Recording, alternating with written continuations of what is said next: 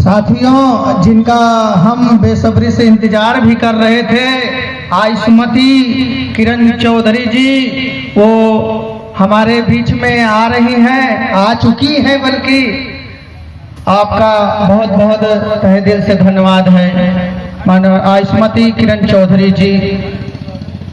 आप लोग खड़े होकर के स्वागत करने का कष्ट करें। साथियों, बहुत ही जुझारू, बहुत ही संघर्षशील अपनी पूरी जिंदगी लगा रही हैं सामाजिक कार्य में, और समझ लीजिए इनका वक्तव्य कहें कि बहुत ही आप सुनेंगे तो खुद ही समझेंगे, क्योंकि बहुत दिनों से हम तो हमेशा कार्यक्रम में सुनते रहे, आप सभी लोग आज भी इस कार्यक्रम को सुनेंगे जरूर। धन्यवाद। का स्वागत करने का काम करें। माननीय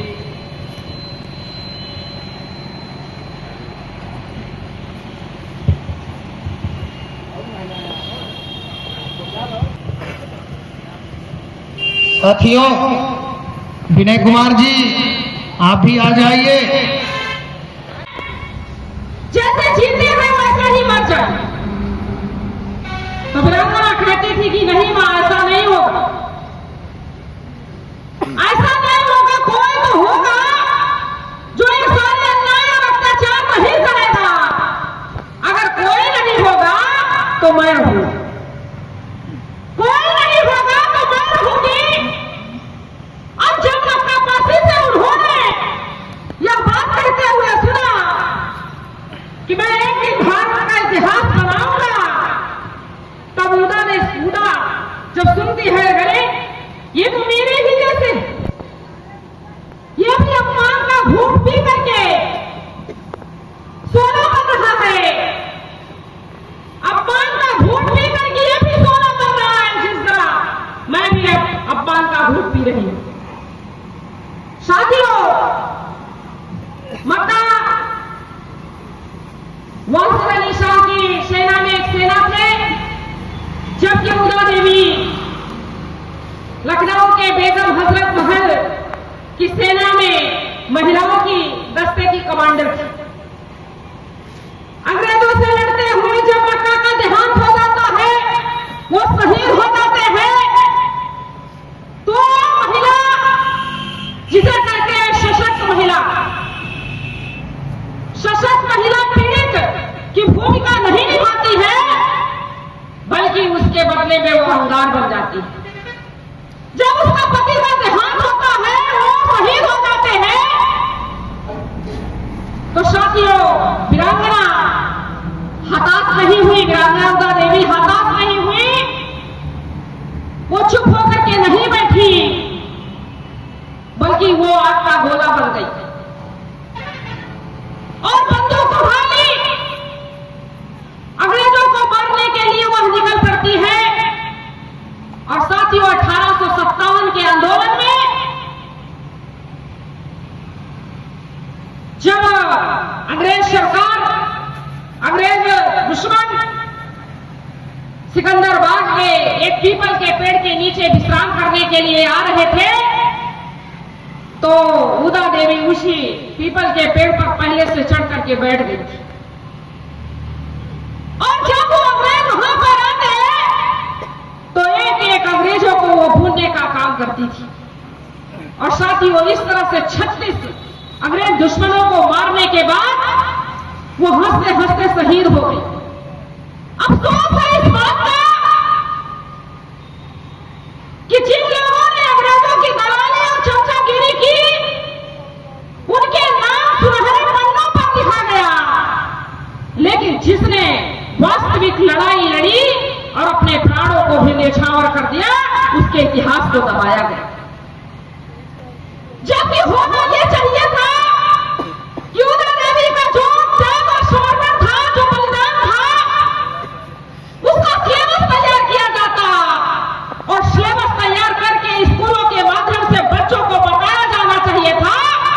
लेकिन आज की मनवादी जो सरकारें हैं, उन्होंने ऐसा नहीं किया, उनके इतिहास को छुपाने का कार्य किया। तो हमारे देश की जो महिलाएं हैं,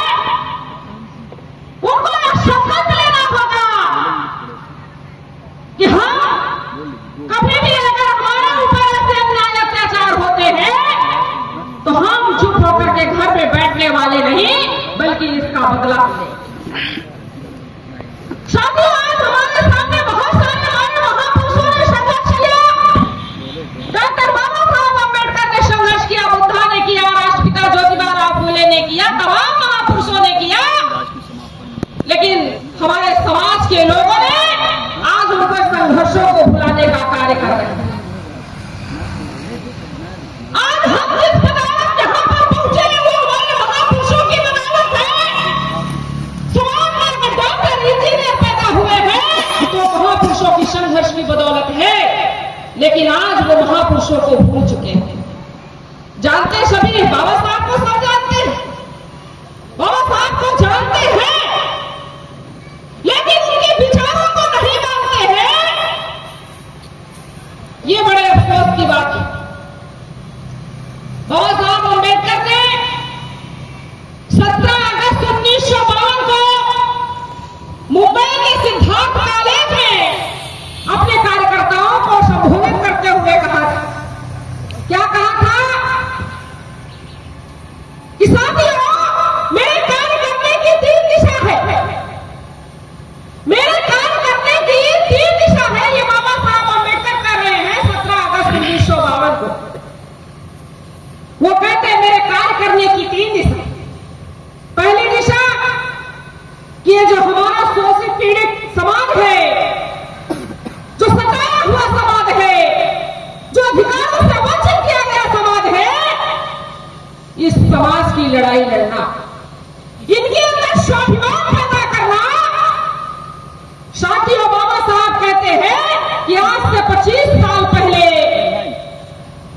इन दुश्मनों के घरों में जब भंडारा हुआ करता था तो उस भंडारे में जो पत्तल इस्तेमाल किया जाता था, जिस पत्तल में ये खाते थे, उस पत्तल को कचरे में फेंक दिया जाता था।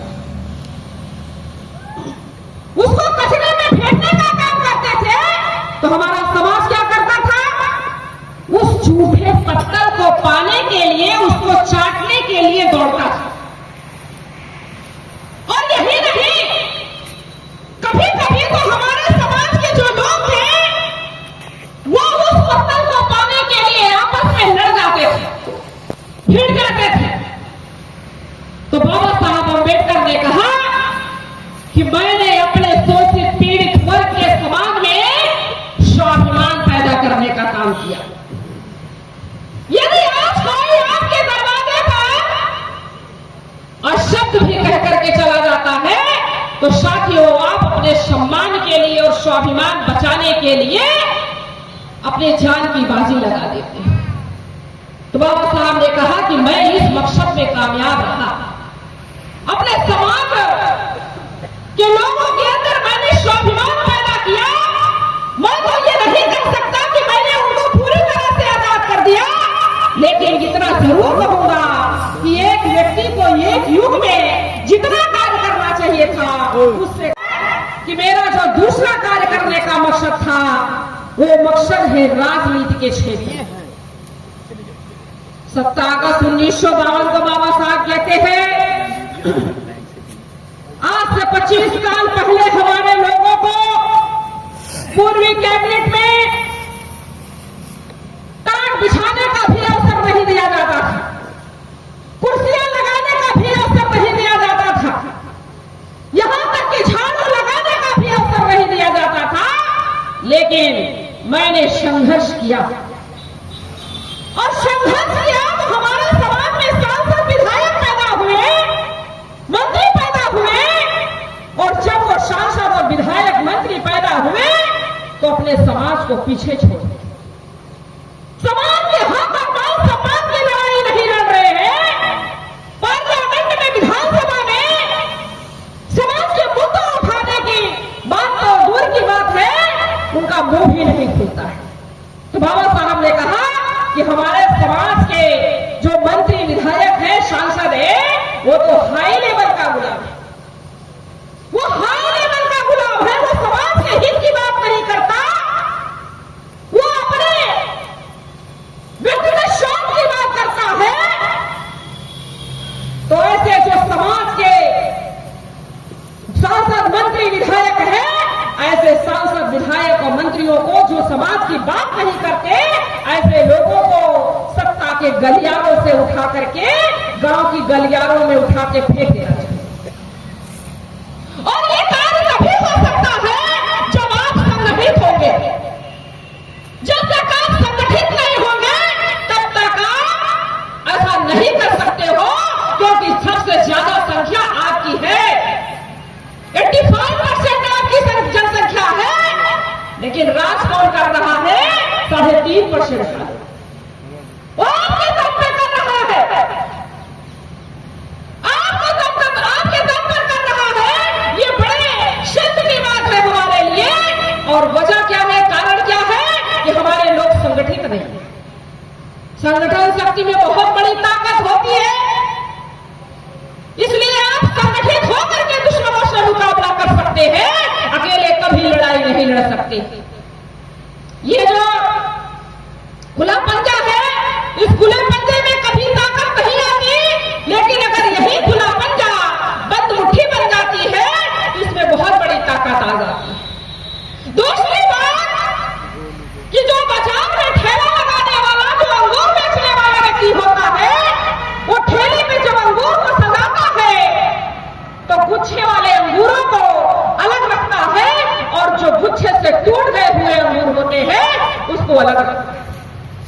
जब आप अंगूर खरीदने के लिए जाते हो तो क्या करता है कि जो गुच्छे वाले अंगूर है उसकी कीमत ज्यादा लगाता है, जो बिखरे हुए अंगूर होते हैं उसकी कीमत कम लगाता है। इस तरह से अगर आपकी जनसंख्या 85% है और आप टूट कर बिखरे हुए हो तो आपको कोई भी नुकसान पहुंचा सकता है, इसमें कोई शंका की बात नहीं। तो बाबा साहब ने कहा कि मैं राजनीति के क्षेत्र में भी कामयाब रहा। मेरी जो अगली दिशा है वो दिशा थी शिक्षा के क्षेत्र में। साथियों, हमारे लोगों को शिक्षा प्राप्त करने का अधिकार नहीं था। शिक्षा प्राप्त करने की दूर की बात, अगर वो धर्म ग्रंथों को, पुस्तकों को, धर्म ग्रंथों में लिखे हुए जो श्लोक थे, अगर वो श्लोक को पढ़ते हुए सुन लेता था तो कानून यह था कि उसके कान में शिक्षा पिघला करके डाल दिया जाए। अगर हाथ लगा लेता है तो उसके हाथ को काट दिया जाए, और यदि वो पढ़ लेता है तो उसकी जीवा को काट दिया। इतना सख्त कानून था उस समय मनुस्मृति के कानून में। तो बाबा साहब अम्बेडकर ने कहा, मैंने 25 सालों तक संघर्ष किया, और संघर्ष करने के बाद मैंने शिक्षा के जो सारे दरवाजे बंद थे उस दरवाजे को खोलने का काम किया। और यही नहीं किया, बल्कि स्कॉलरशिप की भी व्यवस्था कराई कि हमारे जो बच्चे हैं वो उच्च शिक्षा प्राप्त कर सके। तो मैं इस मकसद में भी कामयाब रहा। बाबा साहब ने कहा कि मेरी नजर में एक मेरा कार्य अधूरा रह गया था जो मैं नहीं कर पाया, और वो कार्य मैं अपने इस समाज को देता हूं। ये उनका कर्तव्य है कि वो उसको पूरा करें। और वो उनका जो अधूरा कार्य था वो क्या था? वो क्या था? बाबा साहब ने कहा, मैंने सोचा था कि भारत के हर कचहरी पर एक अलग से कार्यालय होना चाहिए, अलग से कार्यालय होना चाहिए। वो कार्यालय नाच गाने के लिए नहीं, डीजे डांस के लिए नहीं, बल्कि वो कार्यालय में हमारे जो समाज के जो वकील है, लॉयर है, वो बैठ करके वहां पर विचार विमर्श करें, मंथन करें। क्या मंथन करें? इस समाज पर जो अन्याय अत्याचार हो रहे हैं, उस अन्याय अत्याचार का निःशुल्क केस लड़े, निःशुल्क केस लड़े, उसकी कोई फीस समाज से ना ले। तो बाबा साहब अम्बेडकर ने कहा, ये मेरा अधूरा कार्य बाकी है, ये मैं अपने समाज पर छोड़ रहा हूं। क्या आज हमारा समाज कर रहा है उनके अधूरे कार्यों को पूरा? हमारे समाज के लोग उनके जो अधूरे कार्य थे उस अधूरे कार्यों को पूरा नहीं कर रहा है, बल्कि क्या कर रहा है? जय जयकार कर रहा है, फिर ये नारा लगा रहा है। बाबा साहब ने कहा कि मेरी जय जयकार करने की बजाय, उसी मीटिंग में उन्होंने कहा था कि मेरी जय जयकार करने की बजाय मेरे जो अधूरे कार्य है, मेरे जो विचार है, उस अधूरे कार्य और विचार को आगे बढ़ाने का कार्य करो। साथियों, ज्यादा समय न लेते हुए मैं अपना समय अध्यक्ष महोदय को देना चाहूंगी, लेकिन एक बात जरूर कहना चाहूंगी। जो दूसरी विषय रखा गया है, क्या शिक्षा को लेकर भारत सरकार गंभीर है? क्या शिक्षा को लेकर के भारत सरकार गंभीर है? तो हम तो कहेंगे गंभीर नहीं है। क्यों? क्योंकि वो सारी व्यवस्था को खत्म कर रहा है, शिक्षा को चौपट कर रहा है। आज जो सरकारी स्कूल है, उस स्कूलों में हमारे समाज के 99% के बच्चे उस स्कूल में पढ़ने के लिए जा रहे हैं, और वो व्यवस्था चौपट की जा रही है, स्कूलें बंद की जा रही है, क्योंकि सरकार को यह पता है कि अगर ये समाज जागृत हो गया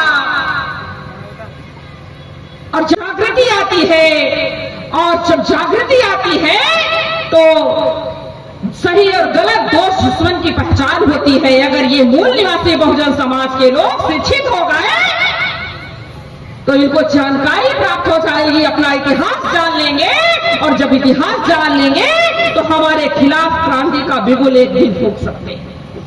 इसके लिए वो शिक्षा को खत्म कर रहा है। साथियों, आज से 2-3 साल पहले, 3 साल पहले की बात है, मैंने टीवी पर मोहन भागवत का एक भाषण सुना था, और मोहन भागवत जी उसमें कह रहे थे कि आप प्रधानमंत्री नरेंद्र मोदी जी जो कार्य कर रहे हैं शिक्षा को लेकर, बहुत अच्छा काम कर रहे हैं, बहुत बढ़िया काम कर रहे हैं। और वो कह रहे हैं कि मैं भारत में 5000 साल पहले की व्यवस्था लाना चाहता हूं।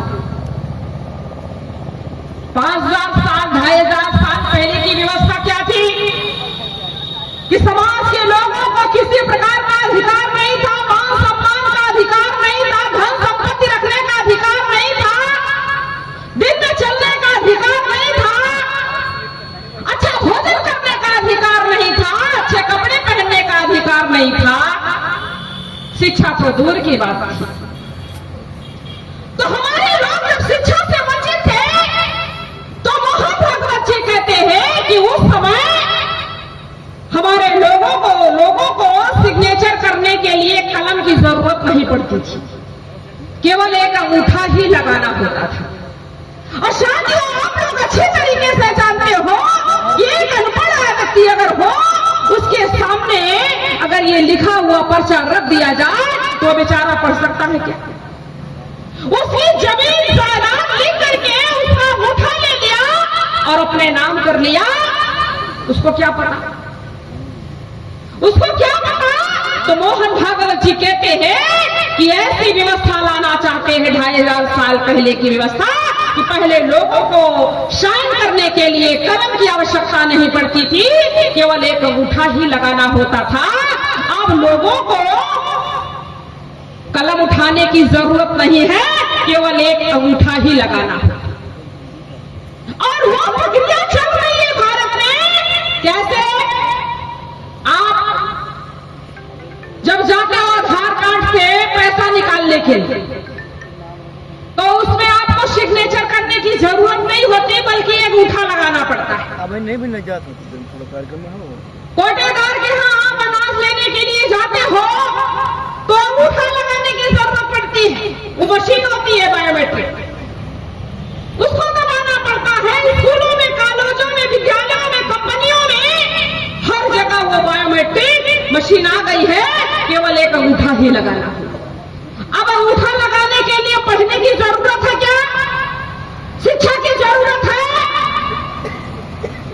तो साथियों, ये जो षड्यंत्र है, इस षड्यंत्र को आप लोगों को समझना पड़ेगा। वो चिल्ला चिल्ला करके कह रहे हैं कि मैं इस देश की शिक्षा व्यवस्था को चौपट कर रहा हूँ, इस देश के लोगों को मैं अनपढ़ गवार बना रहा हूँ, और जब हमारे समाज के लोग शिक्षा से वंचित होंगे तो सही गलत दोस्त दुश्मन की पहचान करने के लायक नहीं होंगे। मेरे साथियों, आप लोगों को इस बात को समझना होगा, समझना होगा और समझ करके सही और गलत का निर्णय लेना होगा। और आप लोग ऐसे कार्यक्रम लगा करके समाज को जागृत करने का काम करेंगे, समाज को संगठित करने का काम करेंगे। जन्म दिवस या शहादत दिवस बनाना हमारा मकसद नहीं होना चाहिए, अगरबत्ती माला फूल चढ़ाना हमारा मकसद नहीं होना चाहिए, लड्डू चढ़ाना हमारा मकसद नहीं होना चाहिए, बल्कि हमारे महापुरुषों की और वीरांगनाओं की जो त्याग और समर्पण है, जो बलिदान है, उसको लोगों को बताने की जरूरत है। भक्त नहीं बनना है बल्कि अनुयायी बनना है। भक्त भगवान के पीछे भागता है और जो अनुयायी होता है वो महापुरुषों के द्वारा किए गए कार्यों को पूरा करने का काम करता है, उनके विचारों पर चलने का काम करता है।